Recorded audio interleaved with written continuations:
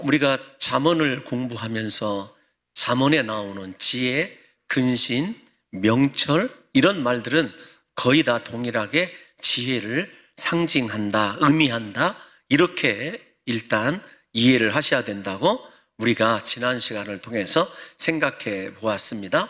지혜가 무엇이냐? 듣는 마음입니다. 하나님의 말씀을 듣는 마음이에요. 하나님의 말씀을 들어서 선과 악을 분별하여서 선에 속하신 하나님을 쫓아가도록 하는 것이 지혜입니다. 그러니까 지혜는 사실 우리와 하나님이 하나 되고 하나님의 거룩한 형상을 회복하게 할 뿐만 아니라 하나님께서 우리에게 무엇을 원하시는지, 이 땅 가운데서 내게 어떤 삶을 원하시는 것인지를 정확하게 알아내는 통찰력이라고 그렇게 이해할 수도 있죠. 그래서 지혜를 얻기를 원하는 성도, 하나님과의 관계뿐만 아니라 이 땅 가운데서 하나님의 자녀로서 그분의 거룩한 형상을 드러내기 위해서 우리에게 반드시 필요한 것은 말씀을 듣는 것이고 말씀을 간직하는 것입니다. 우리 지난 시간에 살펴봤던 잠언 2장 1절에 그래서 이렇게 말씀하고 있어요. 시작.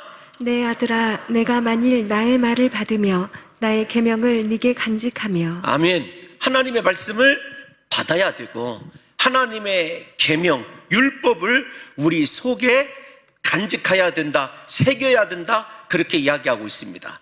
말씀을 듣지 않으면서 오는 지혜는 있을 수 없는 거죠. 반대로 말씀을 사랑하고 말씀을 묵상하고 말씀을 듣는 인생은 지혜롭기 때문에 그 행사가 다 시절을 좇아서 과실을 맺는 시냇가에 심은 나무처럼 형통한 것이라고 이야기할 수 있습니다.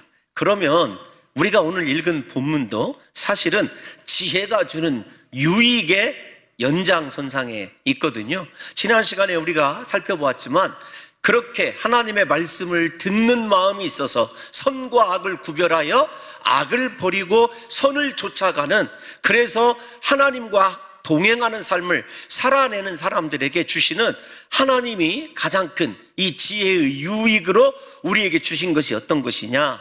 여러분, 지난주에 살펴봤던 5절 말씀이에요. 5절 말씀을 보면 지혜를 통해서 우리가 여호와를 경유하기를 깨달으며 하나님을 알게 된다라는 것입니다.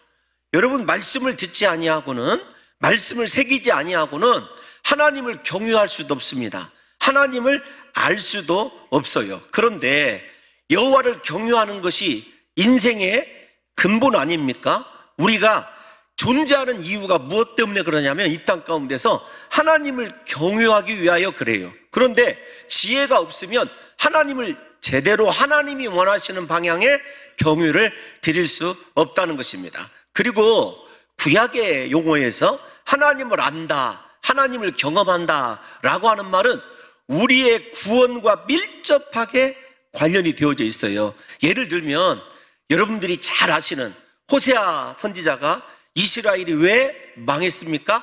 하나님을 아는 지식이 없어서 망한 거예요. 그러니까 지혜가 있으면 하나님을 알게 돼요.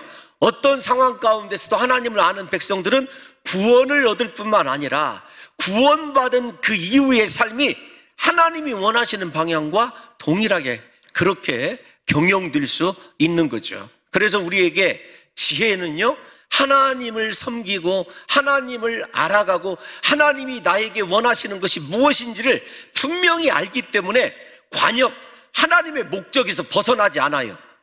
이 말을 다르게 말씀드리면 여러분, 죄라고 하는 단어가 관역에서 벗어나다라고 하는 단어인 줄 잘 알고 있지 않습니까?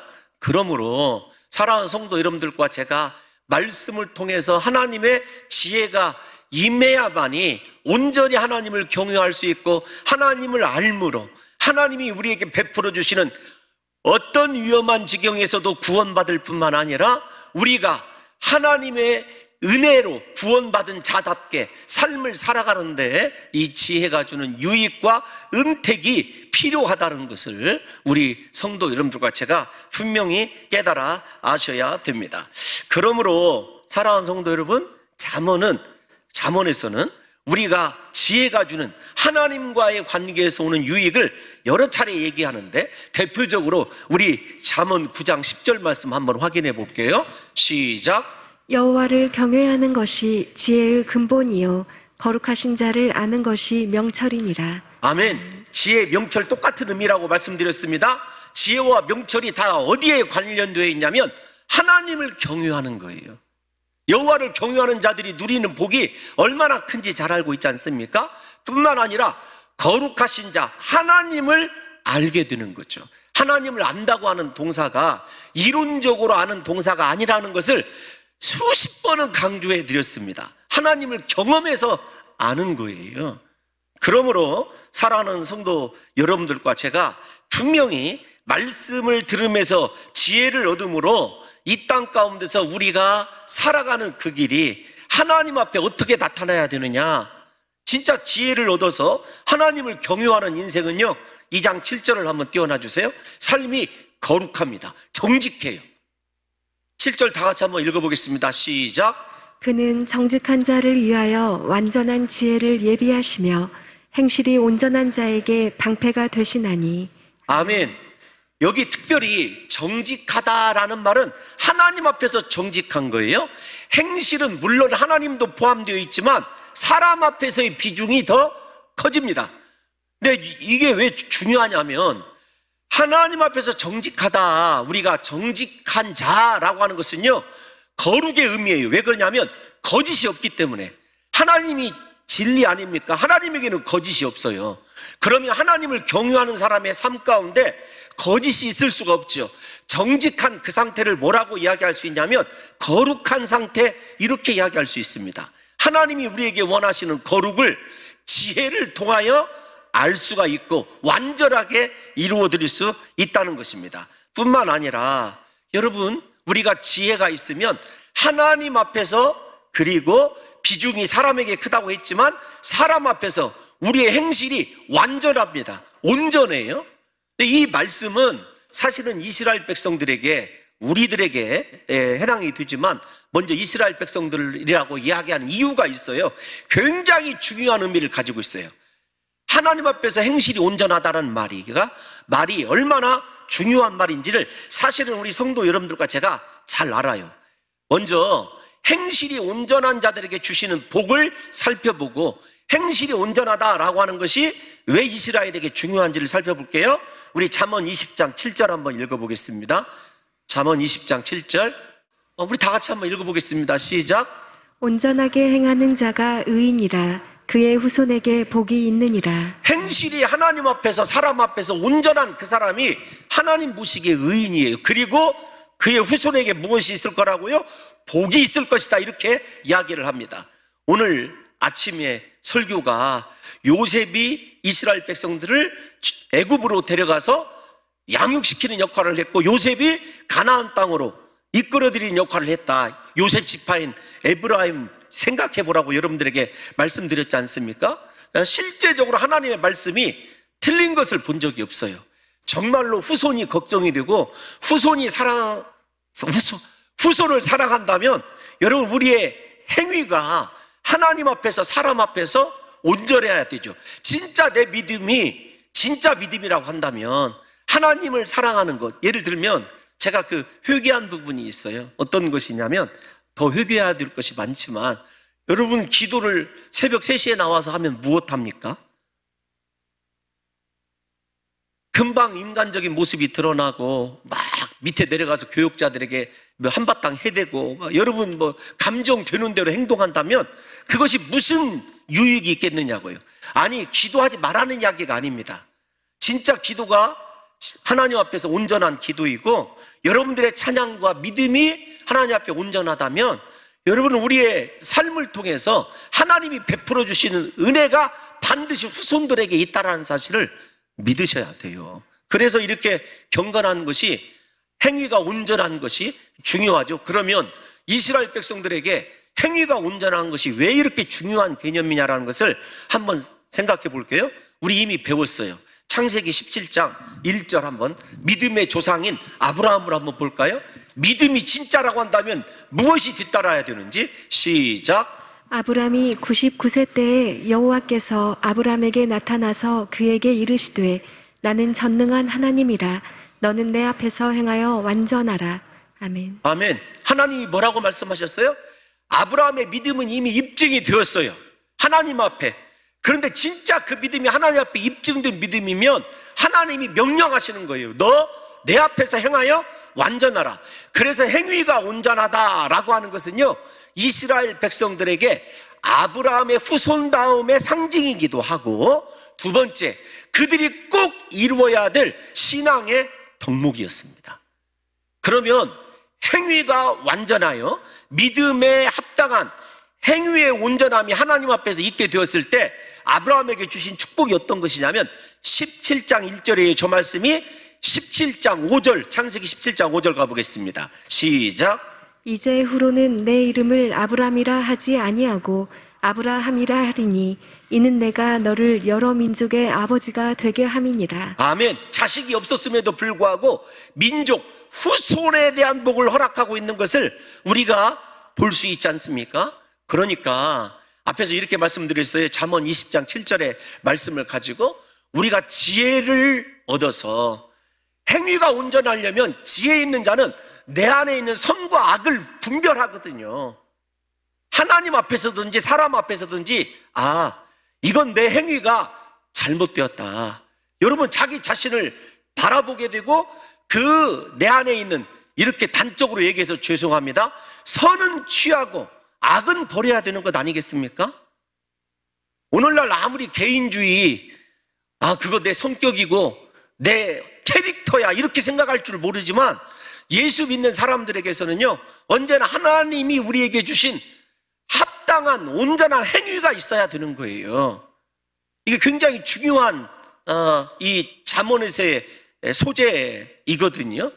부디 우리 사랑하는 성도 여러분들과 제가 지혜가 있어서 하나님 앞에서 죽는 날까지 부족한 것, 투성이인 것 분명하지만 그래도 하나님과 사람 앞에서 우리의 행위가 온전해지도록 하나님 우리에게 지혜를 주옵소서. 내가 여호와만 경유하기를 원합니다. 이 땅 가운데서 다른 것 구하지 마시고 하나님을 가장 잘하는 목사 되게 도와 주옵소서.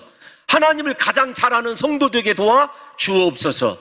여러분, 하나님을 알면서 어떻게 우리의 행실이 온전해지지 않을 수가 있느냐고요. 예수 믿으면서 다른 사람을 불편하게 하고 다른 사람에게 판단받게 스스로 행위를 제공할 수가 있겠느냐고요. 하나님의 이름의 영광을 가리우는 것 아니겠습니까? 뿐만 아닙니다. 우리가 이 잠언에서 이야기하는 지혜가 이렇게 하나님께 국한되어 있고, 죄송합니다, 하나님께만 국한되어 있는 것이 아니라 사람 앞에서도 우리의 행위가 온전해야 된다고 이야기를 한다면 중요한 것이 있어요. 어떤 것이냐면 지혜는요, 이 땅과 이 세상 사람의 중심 사고에서 하나님 중심의 사고와 하나님 앞에서의 거룩한 삶을 이루도록 하는 것이 지혜라는 것이죠. 여러분, 지혜를 단순히 어떤 공부 잘하는 지식 이런 것이 아니라 여호와 하나님 경유하고 하나님을 알고 그 앞에서 거룩하고 정직하며 그 앞에서 내 행위가 온전하게 하는 놀라운 지혜라는 거죠. 그래서 죄송한 표현이지만 다른 사람에게 판단받는 것은요, 굉장히 어리석은 거예요. 지혜의 반대인 거죠. 또 하나 우리가 먼저 이제 지혜가 주는 유익을 계속해서 살펴볼 거예요. 9절 말씀 한번 보겠습니다. 9절 말씀 시작. 그런즉 내가 공의와 정의와 정직 곧 모든 선한 길을 깨달을 것이라. 지혜가 있으면 또다시 나오는 것이 정직이죠. 하나님의 공의와 정의와 정직, 하나님의 모든 성품이 내 안에 있어요. 그리고 앞에서 계속 얘기한 대로 선과 악이 분별이 되어서 선한 길을 깨닫고 선택하게 되어 있어요. 얼마나 하나님 기뻐하시는 인생을 살아갈 수 있겠느냐는 거죠. 그러니까 우리 사랑하는 봉동 중앙교회 성도들에게 하나님께서 저와 여러분들에게 지혜를 주셔서 우리가 하나님 보시기에 거룩하고 정직할 뿐만 아니라 하나님 앞에서 우리의 모든 행실이 온전해지시기를 예수님의 이름으로 축원합니다. 여러분, 10절을 보면 더 심각해져요. 10절 한번 보겠습니다. 시작. 곧 지혜가 내 마음에 들어가며 지식이 내 영혼을 즐겁게 할 것이요. 아멘. 이 말씀을 이렇게 바꿔야 됩니다. 지혜가 네 마음속에 들어가 있도록 해라라는 말이에요.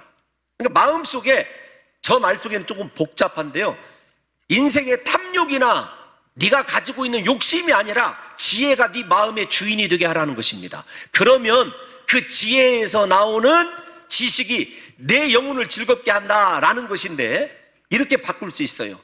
저기 나오는 지혜가 하나님 앞에서 정직하고 거룩한 삶이라고 한다면 지식은 하나님을 아는 거예요. 그러니까 지혜가 여호와를 경유하는 것이고 지식은 다른 세상 지식이 아닙니다. 하나님을 아는 지식이에요. 그러면 영혼을 즐겁게 할 것이다. 이 표현을 어떻게 설명을 해드려야 되냐면, 지혜가 우리의 마음속에서 주장하는 사람은 하나님이 무엇을 원하는지를 알아요. 이 말씀을 다윗을 통하여 쉽게 설명을 해드릴게요. 예를 들면 다윗이 궁궐을 지었어요. 백향목 궁궐에 살고 하나님의 이 성소는 초라한 천막이에요. 그 마음에 지혜가 있으니까 하나님의 거룩한 성소를 지어드리고 싶어요. 이거 한 번. 또 하나, 우리가 잘 아시다시피 이 하나님의 법궤가 이방 땅에 가 있다가 오베데돔 집에 올라와 있어요. 내가 하나님의 거룩한 법궤를 모셔오리라. 그 10절 말씀 띄워놔 주셔야 돼요. 다윗의 마음속에 하나님을 경외하는 것과 하나님을 알아요. 그래서 하나님께서 무엇을 원하는지를 알아요. 지식이 있어요. 그러니까 하나님의 법궤가 올 때 그의 영혼이, 죄송한 표현이지만 속옷이 벗어지는지도 모를 정도로 춤을 추며 즐거워해요. 영혼이 즐겁다라는 것이 이거이거든요. 예를 들어서 설명하자면 그런 겁니다. 우리 사랑하는 성도 여러분들에게 진짜 여러분들 마음속에 주인이 지혜이면은요, 하나님이 무엇을 원하는지를 알아요. 그리고 그 하나님이 원하는 일을 내가 해드릴 수 있다, 하고 있다라고 하는 그 기쁨은요, 이루 말할 수가 없어요. 진짜 목표를 하면서 느끼는 가장 큰 행복은, 부족하고 허물이 많지만 하나님이 원하시는 일들을 이루어드리고 있다. 그거 생각하면 참 기쁨이 있거든요. 다윗을 한번 생각해 보세요. 하나님이 원하시는 그 일, 법궤를 예루살렘으로 모시고 오면서 그가 얼마나 즐거워하는지, 그 영혼이 얼마나 즐거워하는지. 여러분, 예수 믿으면서 그런 영혼의 즐거움을 한 번이라도 맛보신 적이 있습니까? 내가 지금 하나님이 원하시는 일을 하고 있어. 하나님을 아는 지식이 저와 여러분들에게 있느냐고요. 여호와를 경유하면서 오는 지혜가 있어서 우리가 공의와 정직과 정의로 하나님의 성품을 가지고 모든 것을 판단할 뿐만 아니라, 그렇게 하나님을 알기 때문에 주의 일을 하면서, 그것이 여러분 설거지이든지 청소이든지 내가 하나님의 일을 하고 있어, 그것이 얼마나 기쁨이고 즐거움인지를 여러분 생각해 본 적이 있느냐고요. 아니, 제가 여러분 성도들이 기억을 못 하시지만 저 정말로 그렇게 기뻐할 때가 있었어요. 있었습니다. 진짜로. 그때가 언제냐면 봉동 중앙교 화장실을 청소할 때, 그때 그 기쁨을 이루 말할 수가 없었어요. 부임해서 그 화장실, 퍼세식 화장실 있지 않습니까? 얼마나 그 화장실을 청소하는데 그게 기쁨이었는지 찬양을 하고 있으니까, 우리 지금은 여기 계시지 권사님이 왜 갑자기 뒤에서 울고 계셔요? 그 다음 내용은 이야기할 수가 없어요.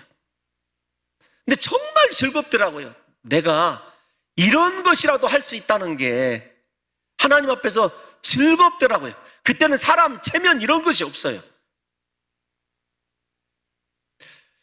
우리 성도 여러분들에게 과연 나에게 진짜 하나님을 경유하는 마음이 있는가? 그분을 아는 지식이 있어서 내 영혼이 이렇게 즐거워했던 적이 있는가를 생각해 보셨으면 좋겠어요.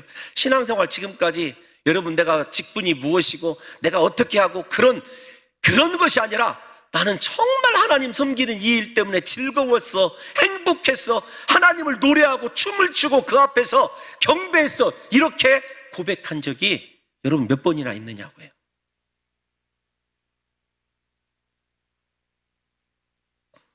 여러분, 잠언 2장 3절에서 이렇게 얘기하죠. 우리가 왜 지혜를 구해야 되는가? 지식을 불러 구하며 명철 얻으려고 소리 높으며 그렇게 부르짖어 간구해야 될 이유가 여기에 있는 거예요. 하나님을 알아야 영혼의 즐거움을 누리는 것 아니겠습니까?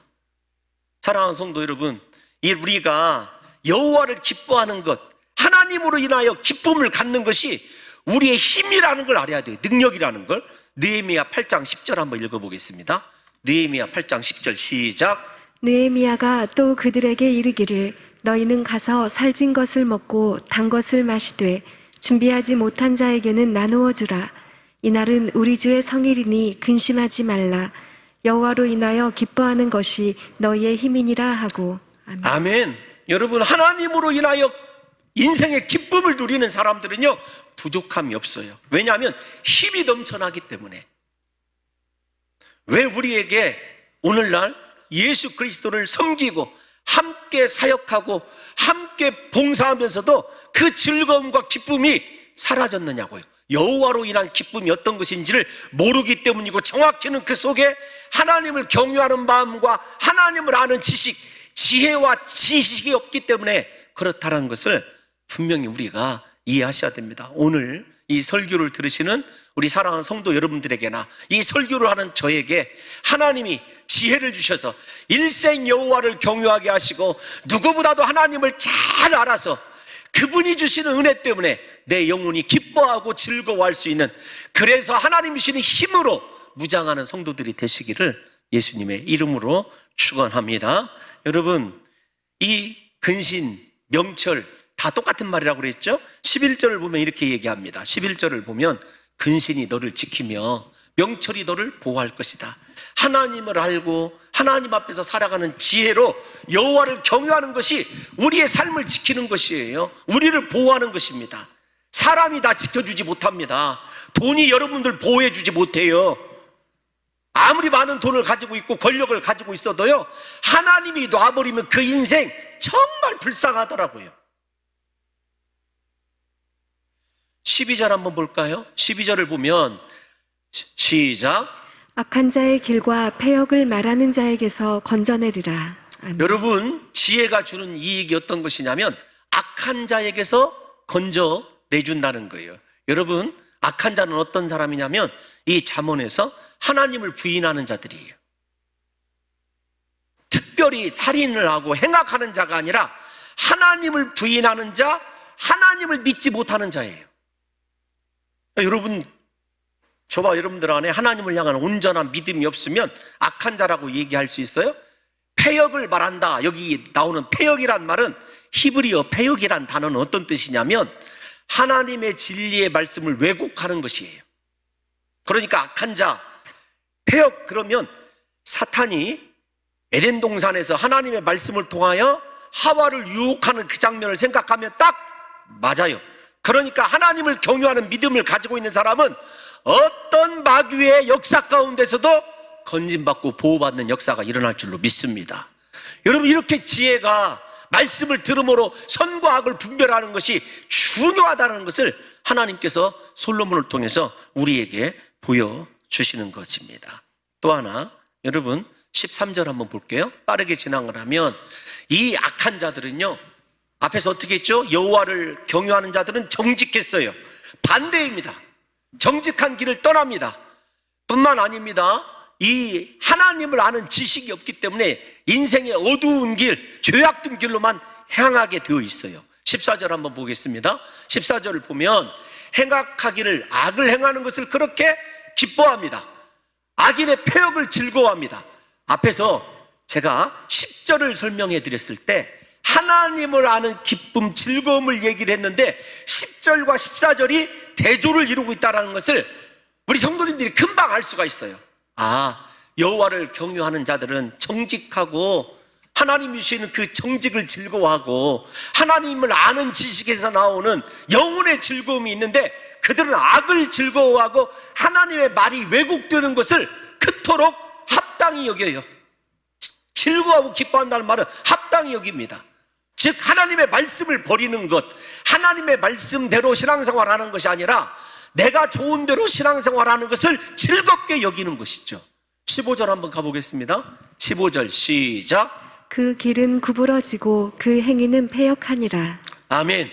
여러분, 우리가 이 길이 구부러지고 행위는 패역하다라는 말 앞에서 행위가 나왔었어요.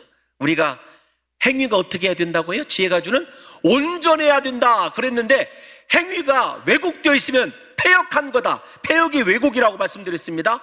그 인생 길이 우리가 잘 아는 대로 하나님을 향하여 곧장 달려가지 않는 거죠. 그러므로 사랑하는 성도 여러분들과 제가 이 행위의 패역, 하나님께서 주시는 거룩한 행위, 영혼이 즐거워하고 하나님이 주시는 정직한 길에서 벗어나지 않도록 날마다 말씀으로 우리를 새롭게 하고 내 마음에 다른 것이 주인이 되는 것이 아니라 하나님의 지혜가 주인이 되어서 내게서 없어져야 될 악과 내게서 계속적으로 더해져야 될 선이 구분이 되기만 하면 우리의 길이요 날마다 형통할 것이고 우리의 행위가 하나님 보시기에 온전케 되는 역사가 일어나게 될 줄로 믿습니다. 여러분, 계속해서 잠언 기자가 악한 자의 특징을 우리가 지금까지 생각해 본 대로 다 일일이 15절까지 이야기하고 있어요. 한마디로 하나님을 부인하면서 악을 즐기며 말씀에서 벗어나 구부러진 인생을 사는 자들에게는요 심판과 멸망이 있을 뿐이죠. 어리석음의 결과가 멸망 아니겠습니까? 이제 나머지 부분은 지혜가 주는 유익 가운데 세 번째 마지막이에요. 어떤 것이냐면 음녀에게서 구원받게 한다. 음녀에게서 건져낸다는 것입니다. 앞에서 제가 악한 자, 하나님을 부인하는 자라고 말씀을 드렸어요. 그 다음에 패역이라고 하는 것은 하나님의 말씀을 왜곡하는 것 이렇게 얘기를 했어요. 그런데 우리도 하나님의 말씀을 왜곡합니다. 왜냐하면 순종하기 싫은 것은 우리도 속으로 은근히 하나님의 말씀을 멀리하는 경우가 있어요. 그런데 이 음녀는요 이 또한 사탄이 악한 자가 패역한 말로 하나님의 경건한 자들, 여호와를 경외하는 자들을 유혹한다면 음녀도 말로 유혹을 해요. 그러니까 사탄의 유혹은 언제나 무엇이라는 걸 알 수가 있어요? 말이라는 것을 알 수가 있어요. 왜 그러냐면 이 말을 듣는 대로 잘 분별하는 것이 듣는 마음이 지혜라고 얘기했어요. 이거 잘 들으셔야 됩니다. 그러니까 하나님의 말씀을 들어서 내가 그 말씀을 통하여 선과 악을 구분할 수 있는 것이 지혜예요. 듣는 마음이 지혜다 이렇게 말씀을 드렸어요. 그것은 하나님의 말씀뿐만 아니라 그것이 음녀의 말이 되었든지 사탄의 말이 되었든지 하나님의 말씀이 분명한 사람, 말씀이 새겨져 있는 사람은 분명하게 이것이 말씀이 아니라는 것을 구분하게 되고 당연히 어떤 유혹에서도 벗어날 수 있는 것 아니겠습니까? 그러므로 사랑하는 성도 여러분, 지혜가 하나님의 말씀을 듣고 선악을 구별하는 것이라고 여러 차례 말씀드렸듯이 우리 사랑하는 성도 여러분들과 저에게 말씀을 듣는 마음이 있어서 어떤 말이라도 말씀에 어긋난 것은 예수 이름으로 배격하는 역사가 있으시기를 예수님의 이름으로 축원합니다. 여러분, 우리가 이 말씀을 통해서 알아야 될 것이 있어요. 하나님의 지혜가 있으면 죄와 악을 멀리하고 이길 수 있다라고 말씀을 드렸는데 이 음녀를 잠언 이 기자가 17절에서 이렇게 표현을 해요. 17절 한번 보겠습니다. 시작. 그는 젊은 시절에 짝을 버리며 그의 하나님의 언약을 잊어버린 자라. 여기 짝을 버리다라는 말이 사실은 떠나다, 짝을 떠나다 그런 말이에요. 젊은 시절에 짝을 떠났어요. 그런데 그 떠나다라고는 단어가 어디에 나오냐면 13절에 나와요. 13절 다시 한번 오갑시다. 시작. 이 무리는 정직한 길을 떠나 어두운 길로 행하며. 17절로 번역을 하면 이 무리는 정직한 길을 버리고 어두운 길로 나갔다 그런 말이거든요. 다시 17절로 가보십시다. 그러니까 젊은 시절에 짝을 떠나는 것, 무엇을 떠나는 거예요? 정직을 떠나는 거예요. 정직이 어떤 것이었죠? 여호와를 경외하는 성품의 대표적인 것이에요. 지금까지 이렇게 설명을 해드렸습니다. 여기를 보면 하나님의 이 주시는 여호와를 경외하는 마음과 정직을 떠났다라고 하는 것은 우리가 어느 정도 죄인지를 알아요. 그런데 그 다음 말이 더 무서워요, 우리에게. 자, 시작. 그의 하나님의 언약을 잊어버린 자라. 여러분, 음녀의 특징이 젊어서 얻었던, 취했던 배우자를 떠나는 것이에요? 짝을 떠나는 것이에요? 버리는 것이에요? 여러분, 이것은 우리가 어느 정도 죄라는 것을 알 수가 있어요. 그런데 그의 하나님의 언약을 잊어버렸다, 말씀을 잊어버린 자다, 말씀이 내 안에 들어가서 주인 되게 하지 못한 삶, 즉 하나님의 말씀이 귀로 들려지기는 하는데 내 속에 새겨져서 주인 되지 못한 삶, 그래서 하나님의 말씀이 이쪽으로 들어왔다 이쪽으로 가서 기억나지 않는 것, 여러분 그것이 음열이에요. 그러면 죄송한 표현이지만 이런 단어를 써서는 안 되고 상처가 되는 줄 알지만, 여러분 젊어서 자신의 아내를 떠난 것만이 음행이냐? 그렇지 않아요. 하나님의 말씀을 듣고 그 말씀이 내 마음의 주인 되지 못한 저와 여러분들이 바로 음녀라는 것을 잠언 기자가 가르쳐 주는 거예요. 그러니까 말씀을 기억하는 것, 하나님을 기억하는 것, 말씀이 내 마음에 들어와 주인 되게 하는 것이 이토록 중요해요. 왜냐고요? 다시 반복됩니다. 하나님의 말씀이 내 안에 들어와 주인이 되고 그 말씀을 통해서 선과 악을 구분함으로 내 속에서 악이 점점점 줄어들고 선이 팽창함으로 하나님이 내게 원하시는 인생을 알아요. 내 인생 길을 어디로 인도받는지 알아서 그분을 기쁘게 하는 인생을 살아가지 못하는 것 그 자체가 음녀의 삶이라고요. 누구를 비난하겠습니까? 사랑하는 성도 여러분들이요.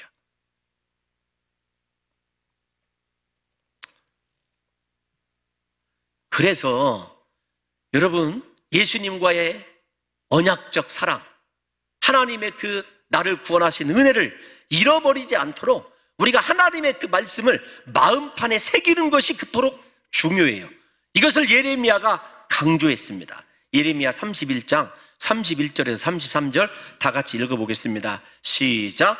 여호와의 말씀이니라. 보라, 날이 이르니 내가 이스라엘 집과 유다 집에 새 언약을 맺으리라. 이 언약은 내가 그들의 조상들의 손을 잡고 애굽 땅에서 인도하여 내던 날에 맺은 것과 같지 아니할 것은, 내가 그들의 남편이 되었어도 그들이 내 언약을 깨뜨렸음이라. 여호와의 말씀이니라. 그러나 그날 후에 내가 이스라엘 집과 맺을 언약은 이러하니 곧 내가 나의 법을 그들의 속에 두며 그들의 마음에 기록하여 나는 그들의 하나님이 되고 그들은 내 백성이 될 것이라. 여호와의 말씀이니라. 아멘. 하나님께서 언약을 잊어버리지 못하도록 어디에 새겨주신다고요? 마음에 기록해 주신다, 이렇게 말씀하고 있어요. 부디 오늘 하나님께서 저와 여러분들에게 그 말씀을 우리의 귀가 아니라 마음에 새겨줌으로 말미암아 우리가 여호와를 경외하고 하나님을 잘 알아서 영원히 즐거워할 뿐만 아니라 하나님이 원하시는 정직한 길로만, 선한 길로만 행할 수 있는 복된 성도들이 되시기를 예수님의 이름으로 축원합니다. 여러분, 마지막 20절부터는 결말이에요. 결론.